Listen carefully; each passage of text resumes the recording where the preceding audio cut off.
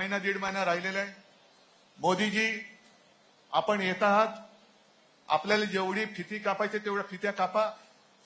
त्याच्यानंतर येणाऱ्या विधानसभा निवडणुकीत जनता तुमच्या पक्षाला आणि तुमच्या सगळ्या गद्दार मित्रांना जागा दाखवल्याशिवाय राहणार नाही.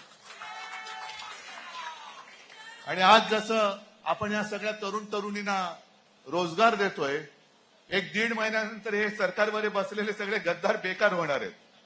पण अनिल, त्यांना नोकऱ्या द्यायच्या नाही, आपल्याकडे देतील. नोकऱ्या द्या, नोकऱ्या द्या. आम्ही काहीच केलं नाही. रोजगार उद्योगच आणले नाही, आम्हालाच उद्योग नाही. तुम्ही द्या, देणार नाही. आजच सांगतो, एकाही गद्दाराला मी रोजगार देणार नाही, अजिबात देणार नाही.